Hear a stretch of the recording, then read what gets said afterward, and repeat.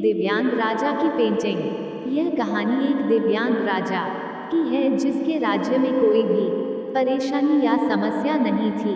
सभी लोग उस राजा से बहुत खुश थे और ऊपर वाले से धन्यवाद करते थे कि इतने अच्छे राजा को उनके जिंदगी में भेजे है।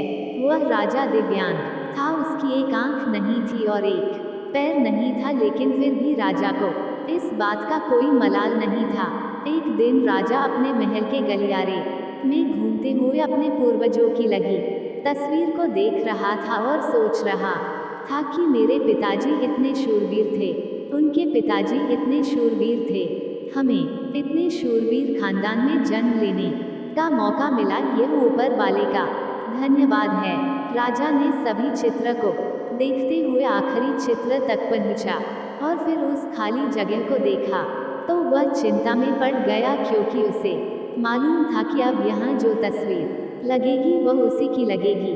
लेकिन राजा को इस बात की चिंता नहीं थी कि वह मर जाएगा, चिंता इस बात की थी कि वहाँ जो पेंटिंग लगेगी वो कैसी लगेगी।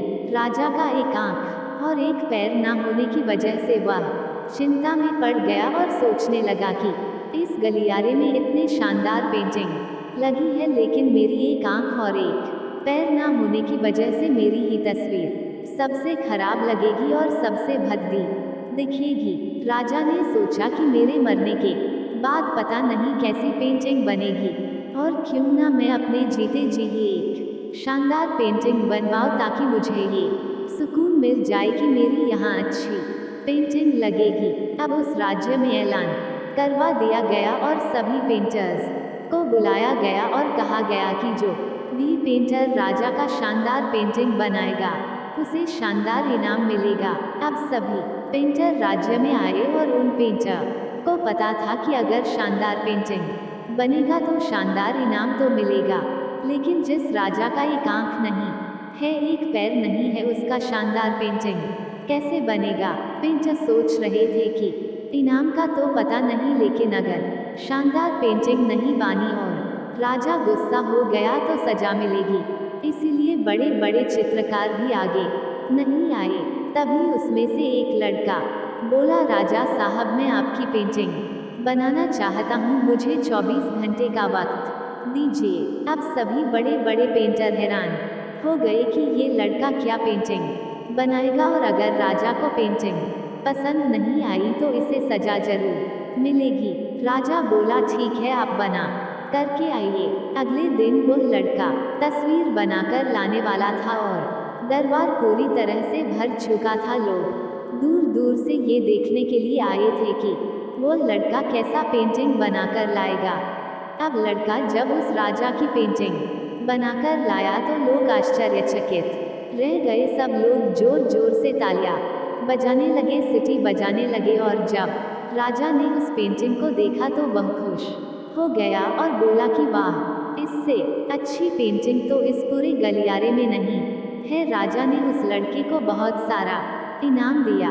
अब आप सोच रहे होंगे कि उस राजा की क्या पेंटिंग बनी होगी जिसकी एक आंख नहीं है और एक पैर नहीं है, कैसा पेंटिंग बना होगा। उस तस्वीर में लड़के ने उस राजा को एक घोड़े पर सवार किया था। एक साइड से उस राजा का एक पैर दिख रहा था और राजा तीरंदाजी करते हुए निशाना लगा रहा था, और निशाना लगाते वक्त एक आंख बंद हो जाती है, और उस लड़के ने उस राजा की वही आंख बंद की थी जो राजा के पास नहीं थी। इस तरह से उस लड़के ने राजा को निशाना लगते हुए घोड़े के ऊपर सवार दिखाया, जिससे एक आंख बंद और एक ही पैर दिखाया, और इतना शानदार पेंटिंग बनाया था कि वह अब तक की सबसे सर्वश्रेष्ठ पेंटिंग थी। उस लड़के के सामने भी चुनौती थी, संकट था, लेकिन उसने सकारात्मक का साथ नहीं छोड़ा।